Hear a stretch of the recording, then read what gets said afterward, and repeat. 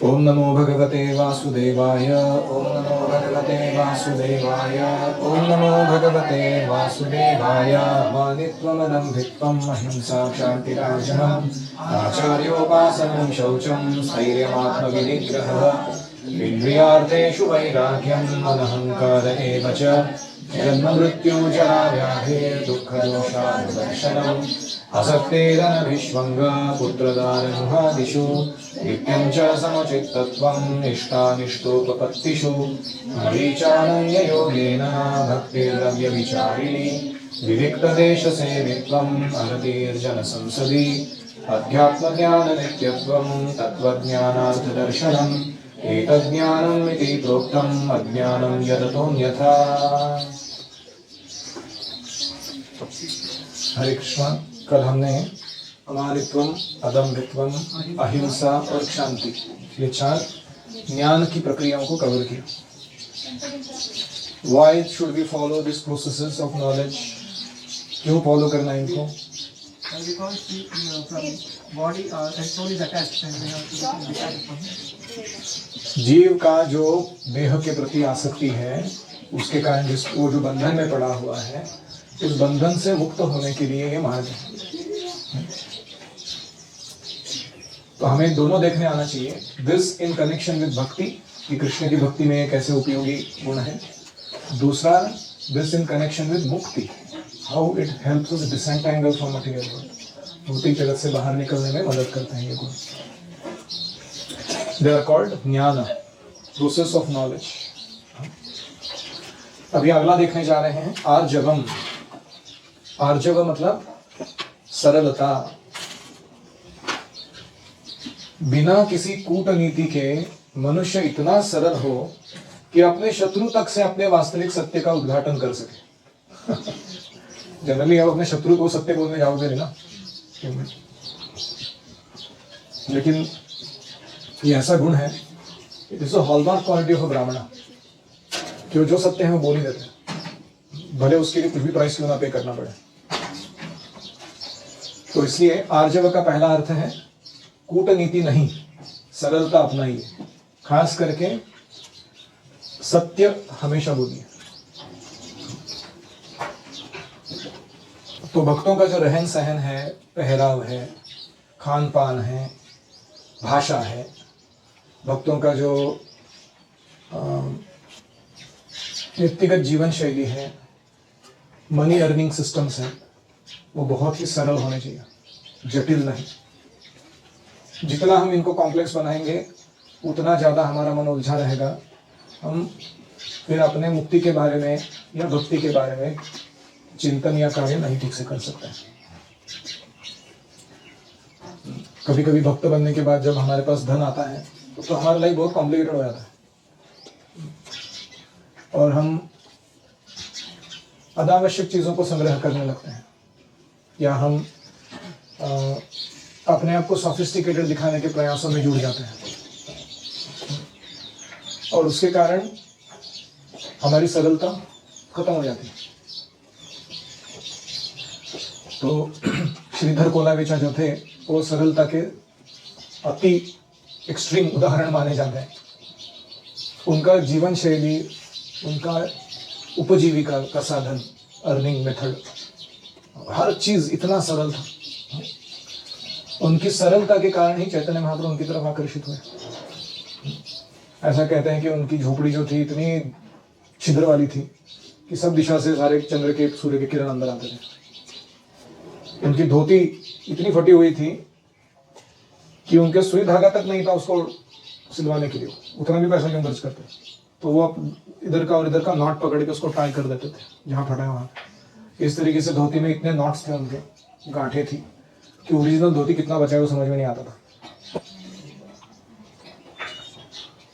ऐसे श्रीधर कोलावेचा केले बेच के अपना जीवन निर्वाह करते थे।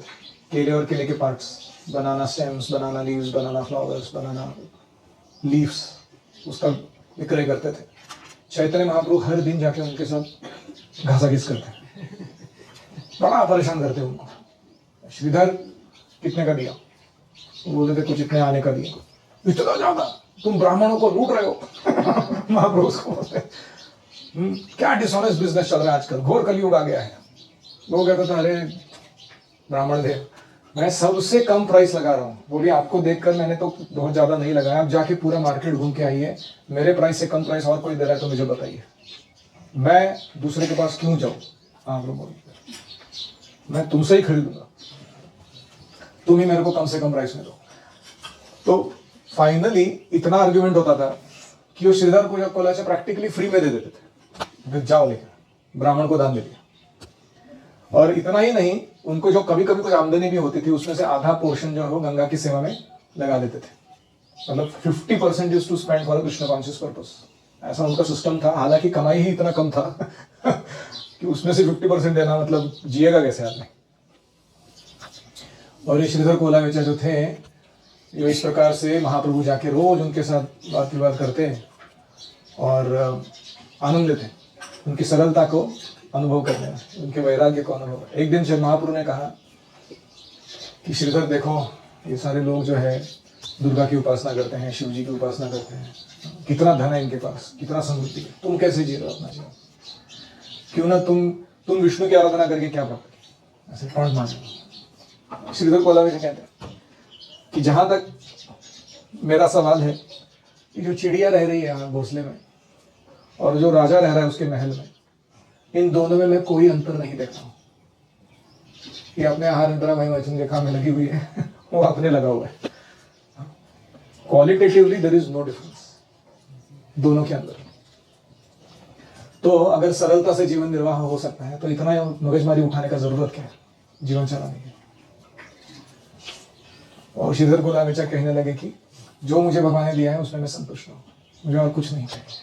महाप्रभु ने कहा नहीं, तुम्हारे पास तुमने एक बहुत बड़ा धन छुपा के रखा हुआ है, उसके कारण तुम संतुष्ट हो, मेरे को मालूम है। श्रीधर कोलावेचा कहता है, अरे मेरे पास कौन सा धन है भैया, आके देखो मेरी झोपड़ी या मेरा घर या मेरे सब कुछ रहन सहन। नहीं, महाप्रभु बोले तुम बड़े शातिर आदमी हो, तुमने ऐसा धन छुपा के रखा है, किसी को मालूम नहीं होने दिया तुमने उसको।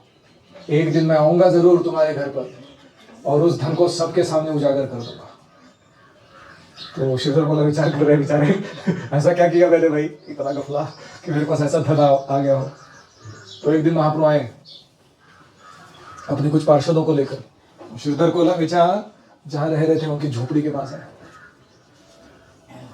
और उनके घर के बाहर एक ऐसा बीटन अप एक बर्तन था, इस इतने डेंट और होल्स थे उसके अंदर कि एकदम बड़ी जरूरतमंद चोर भी उसकी चोरी नहीं करेगा, इतना उसका बुरा हाल था वो बर्तन का। तो महाप्रभु आए और वो बर्तन जो है वो चैतन्य महाप्रभु वो श्रीधर कोलावेचा हर काम में यूज करते थे। प्रातर्विधि के लिए लेकर जाते थे, स्नान करने के लिए लेकर जाते थे, उसमें थोड़ा पानी ला के रखते थे हाथ पैर धोने के लिए घर में। तो कोई ऐसे खान पान का पात्र नहीं था, तो मुची नहीं। चैतन्य महाप्रभु आए, सीधा श्रीधर के घर में घुसते समय पहले उस पॉट से पानी उठाकर पी लिए।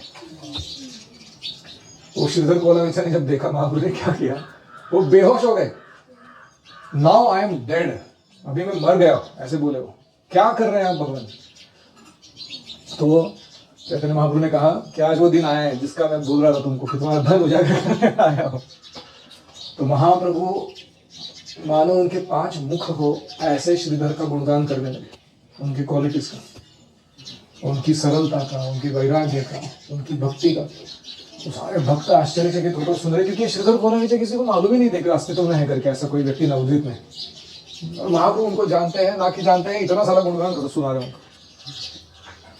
तो ये वर्णन सुनाने के बाद महाप्रभु ने कहा कि श्रीधर मैं बहुत प्रसन्न हूं तुमसे, जो वर मांगना है मांगो, मैं तुमको ब्रह्मांड का स्वामित्व दे सकता हूं, मैं तुम्हें विद्वत्ता प्रदान कर सकता हूं, मैं तुम्हें दुनिया का सबसे प्रसिद्ध व्यक्ति बना सकता हूं, मैं तुम्हें जितने चाहिए उतने नौकर चाकर जो तुमको चाहिए, सोना चांदी हीरे जवाहरात जितना धन चाहिए, जो सिद्धियां चाहिए, 8 सिद्धियां चाहते हो भरपूर मात्रा में दे सकता हूं, जो तुमको मांगना है मांगो। तो श्रीधर कोलावेचा कहते हैं नहीं, ये सब कुछ मुझे नहीं चाहिए। आपको क्या चाहिए वो बोलते, वो जो ब्राह्मण मेरे साथ आके घसाघिस करते हैं नवदीप के बाजार में, जन्म जन्मांतर में मैं उसके साथ वही वार्तालाप करता रहूं, ऐसा वर मुझे आप प्रदान कीजिए। ऐसा वर वो मांगते हैं चैतन्य महाप्रभु। तो चैतन्य महाप्रभु जब संन्यास लिए बाद में जाकर, तो श्रीधर कोलावेचा के घर पे लगने वाला जो भोपला था, स्क्वाश, वो श्रीधर कोलावेचा लाके रात को दे दिया सची माता को। महाप्रभु ने कहा कि माता, आज आप इसका वो एक मिल्क प्रिपरेशन बनता है उससे, वो भोपले का खीर, वो बनाइए। महाप्रभु ने लास्ट मील जो लिया अपने घर में, वो श्रीधर के भोपले का खाया। और ज्यादा भक्त नहीं जानते थे महाप्रभु संन्यास लेने वाले हैं वो बात, लेकिन सची माता को पता चल गया था।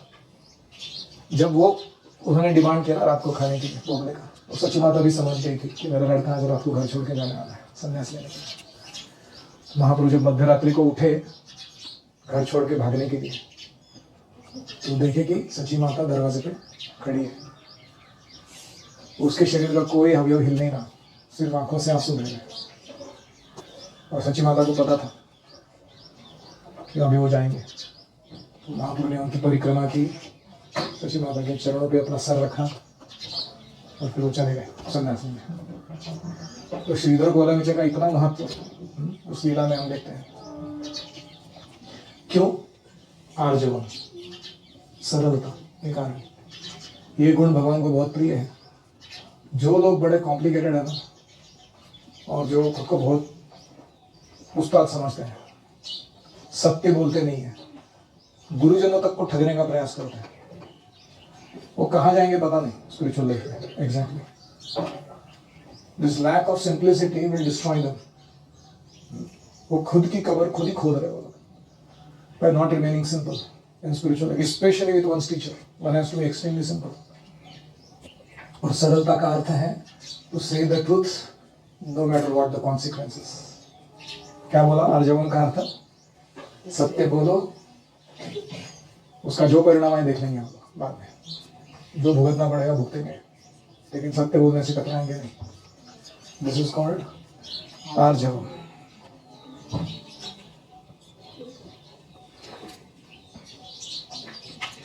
जहां तक गुरु बनाने का प्रश्न है, आचार्य उपासनम, अगला क्वालिटी, आध्यात्मिक ज्ञान में प्रगति करने के लिए अत्यावश्यक है। यानी आध्यात्मिक गुरु स्वीकार करना ये कंपलसरी है, अनिवार्य है। बिना प्रामाणिक गुरु के आध्यात्मिक ज्ञान में प्रगति संभव नहीं है।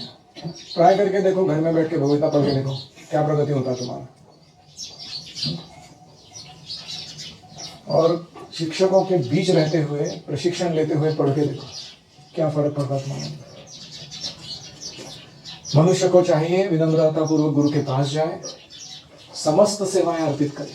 समस्त मतलब जो जरूरी है वो सेवा देने के लिए तैयार होना चाहिए, जिससे वह शिष्य को अपना आशीर्वाद दे सके। सेवा के माध्यम से ही आशीर्वाद प्राप्त होता है, हीरोगिरी दिखा के नहीं। प्रामाणिक गुरु कृष्ण का प्रतिनिधि होते हैं, इसलिए वह शिष्य को आशीर्वाद देते हैं तो शिष्य तुरंत प्रगति करता है। भले वह शिष्य विधि विधानों का पालन ना करता रहा हो पहले, हाँ, उसको क्षमता नहीं था विधि विधान पालन करने का, रूल्स रेगुलेशन नहीं जम रहे थे उसको फॉलो करने के लिए, लेकिन अगर वो गुरु के पास जाता है, सेवा अच्छे से करता है, गुरु संतुष्ट होकर आशीर्वाद दे देते हैं, वो स्पिरिचुअली प्रोग्रेस करता है, no matter what the background. या दूसरा, जो बिना किसी स्वार्थ के अपने गुरु की सेवा करता है, आचार्य उपासनम, उसके लिए नियम सरल बन जाते हैं। दो चीज बोल रहे हैं, बिना नियम पालन के प्रगति कर पाएगा, और दूसरा नियम पालन करना आसान हो जाएगा उस व्यक्ति के लिए जिसने आचार्य को संतुष्ट किया है। यह है आचार्य उपासना। हमारे लिए आचार्य उपासना का सरल अर्थ है, जिंदगी में कभी भी गुरु पूजा मिस नहीं करना। एवरीडे जहां कहीं भी हो आप, रूपा जी का चित्र सामने रखें, गुरु पूजा का जो गीत है वो गाना है। क्लियर? दूसरा, रूपा जी का व्यास पूजा, आविर्भाव तिरुभाव दिवस ठीक से मनाना, हमारे लिए वो आचार्य उपासना है। चूकना नहीं कभी। आपके जो दीक्षा शिक्षा गुरु हैं उनके अपीयरेंस डिसअपीयरेंस डे अभी जब भी आएंगे तभी भी फास्टिंग रखना, उनकी व्यास पूजा मनाना, उनका जो गुण है या योगदान है उसका चिंतन करना और उनके मुख्य मुख्य आदेशों को अपने मन में पुनः पुनः उजागर करना. What are the core instructions that he gave? उसको रिवाइज करना, उसके प्रति पुनः समर्पित करना अपने आप को. दिस इज कॉल्ड आचार्य उपासना. अगला है कि जो भी प्रभुपाद जी के ग्रंथ हैं या उनके ऑडियो वीडियो जितना भी अवेलेबल है उसको रेगुलरली श्रवण करना, वो भी आचार्य उपासना है.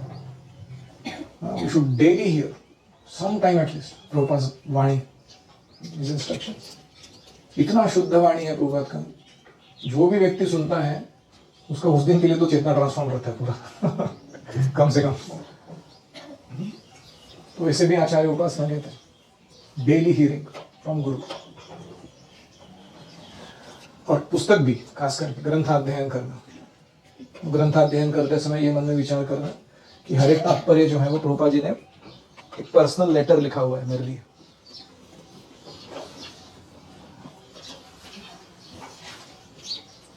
और जब भी हमें मौका मिले,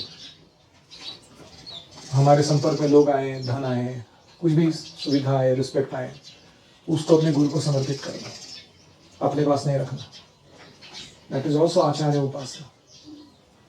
कभी कभी ऐसा होता है कि हम सीनियर भक्त बनते हैं तो लोग बहुत कुछ देते हैं हमको, वी डोंट रिमेन ट्रांसपेरेंट. तो इसलिए हमें आचार्य उपासना उस समय भी नहीं छोड़नी है. It doesn't belong to us. None of it belongs to us. वो क्लियर होना चाहिए हमारे मन में. So these are some ways of doing आचार्य उपासना. अगला क्वालिटी शौचम, पवित्रता. हमेशा शुद्ध पवित्र ऐसे रहना.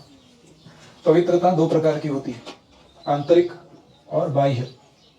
बाह्य पवित्रता में स्नान करना दिन में 2 बार, और स्नान के पश्चात नहीं, जो टॉवल जो आप यूज करते हो ना स्नान के बाद वाला, वो धोया हुआ और सुखाया हुआ टॉवल होना चाहिए. कुछ लोग क्या करते हैं, एक ही टॉवल को 3-3, 4-4 दिन तक यूज करते हैं, धोते नहीं उसको. उसको हाथी स्नान जैसा बोला जाता है. हाथी अच्छा स्नान करता है, बाहर आके चिक्कड़ उड़ाता है, कीचड़ उड़ाता है अपने आप पे. वैसे वही टॉवल अगर आप वापस यूज करते हो शरीर को पोंछने के लिए, जो पहले यूज किया जा चुका है, तो वो पहला वाला गंदगी वापस लग जाता है शरीर में. स्नान कैसे सक्सेस हुआ तुम्हारा? कुछ लोग सालों तक धोते नहीं, यही गंदा यूज करता है. तो हर बार स्नान हो गया, बकेट में डाल के निचोड़ के सुखाने डालिए, फिर फ्रेश टॉवल यूज करना है. दैट इज बाह्य पवित्र. फिर जाके और स्नान के समय शिखा बंधा रहना चाहिए.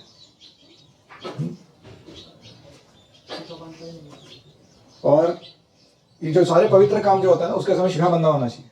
अपवित्र काम करते हैं, नंबर 2 कर रहे हैं, ये कर रहे हैं, उसके समय शिखा खुला होना चाहिए. तो we have to be very careful. These are all small standards but very important. उसके बाद है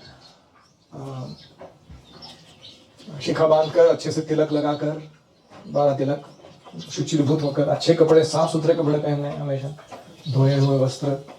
ऐसे नहीं कि 3-4 दिन पुराने वही बार बार पहने, उसमें घर्म बिंदु चले गए हैं, पसीना, उसके अंदर सब स्मेल आ रहा है, बॉडी ऑर्डर गंदा. उसी से फंगस आता है, गीले कपड़े पहनने से, गंदे कपड़े पहनने से.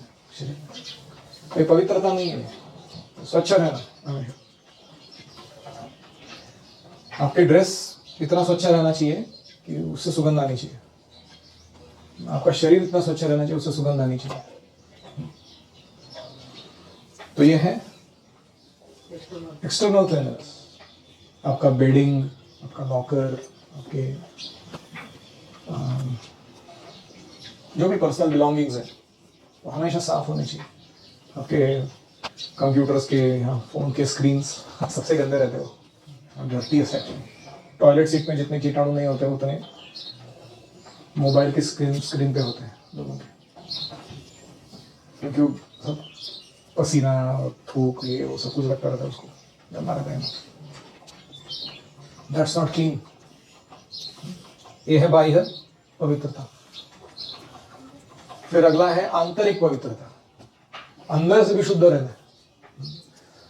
तो निरंतर कृष्ण का चिंतन करना, हरे कृष्ण मंत्र का कीर्तन करना, माइंड को आइडल नहीं रहने देना है, उसको रखना है स्पिरिचुअल मोड में। उसका डिफॉल्ट सेटिंग बना के रखना है कि जैसे ही खाली बैठता है वो, कुछ करने के लिए है नहीं उसको, वो नाम की ओर जाता है भगवान के। तो इस विधि से मन पे बैठी हुई सारी धूल को हटाया जा सकता है। पूर्व जन्मों में संचित करके रखा है गंदगी, बहुत सारा बैड संस्कार, वो ये हरे कृष्ण मंत्र से स्वच्छ हो जाते हैं। It's a sonic technology to cleanse consciousness.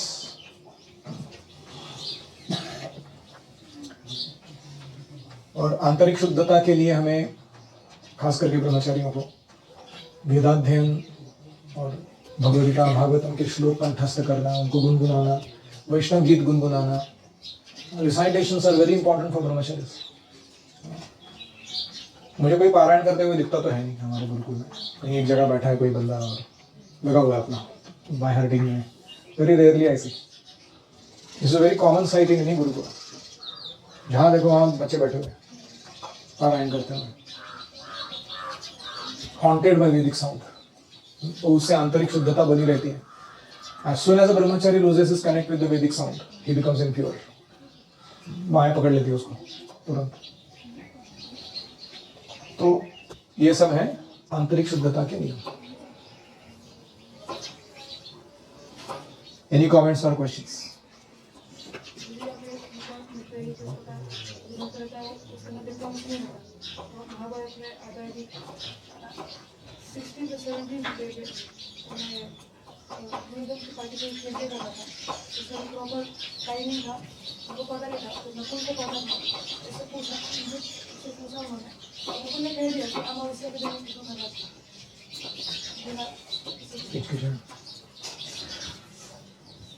ये टॉपिक कभी बाद में वापस लेंगे।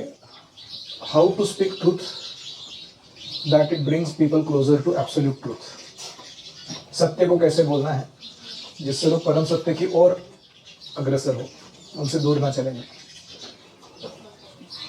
We have to be, there is something called as diplomacy, which is different from politics. Politics में डिप्लोमेसी जरूरी है, लेकिन डिप्लोमेसी का अर्थ है कि बात को इस प्रकार से सामने रखो ताकि तुम्हारा मिशन अकम्प्लिश हो, उसको डिप्लोमेसी कहते हैं। अगर तुम्हारा मिशन स्वार्थपूर्ण नहीं है तो डिप्लोमेसी गलत नहीं है। तो ये अलग टॉपिक है, how to speak truth in such a way. And also another point about this truth, that we need every time study scriptures, that our words will be based on scriptures, that will be truth, not our imagination or something. Our words. So in which context, which quality? Arjavan. She is saying that अगर हमारे शब्द शास्त्र के अनुसार बोलते हैं, हम अपने मन के तर्क पर नहीं बोलते हैं, तो हम जो बोलेंगे वो हमेशा सत्य ही रहेगा। आर्जवन फॉलो करें। ओम हरे कृष्णा कृष्णा कृष्णा हरे हरे, हरे राम राम राम हरे हरे, हरि ओम तत्सत्। श्रील प्रभुपाद की जय, श्री भक्तवृंद की गौतमानंदे हरि हरि। में एक और चीज आती है, अपने नाम